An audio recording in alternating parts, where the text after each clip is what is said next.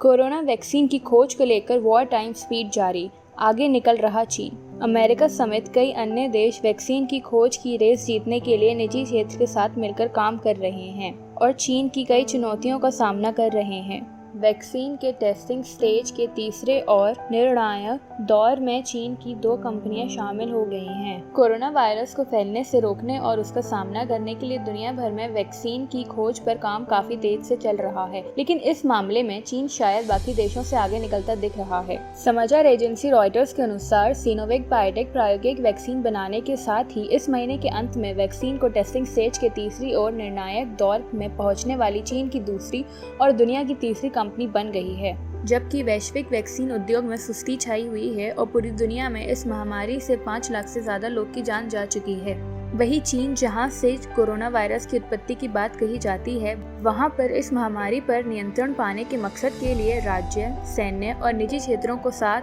लगा दिया गया है। अमेरिका समेत कई अन्य देश वैक्सीन की खोज की रेस जीतने के लिए निजी क्षेत्र के साथ मिलकर काम कर रहे हैं और चीन की चुनौतियों का सामना कर रहे हैं। कोरोना संक्रमण को कम करने में इसकी सफलता में आ रही गिरावट की वजह से बड़े पैमाने पर वैक्सीन टेस्टिंग करना कठिन हो गया है और अब तक केवल कुछ अन्य देशों ने इसके साथ काम करने के लिए सहमति व्यक्त की है।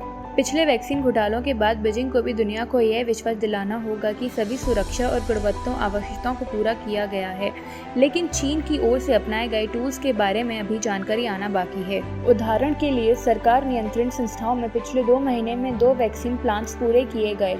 इसे वॉर टाइम स्पीड कहा जा रहा है। इस बीच स्वामित्व वाले उद्यमों और सेना को कर्मचारियों पर प्रयोगात्मक शॉट्स का उपयोग करने की अनुमति दी गई है।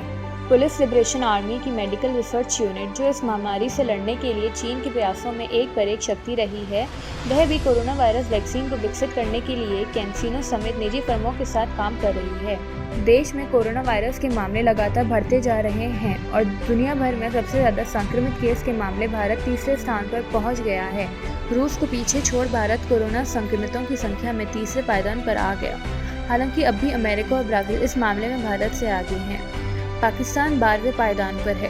वर्ल्डोमीटर के अनुसार भारत में इस समय 6,81,251 संक्रमित केस सामने आ चुके हैं।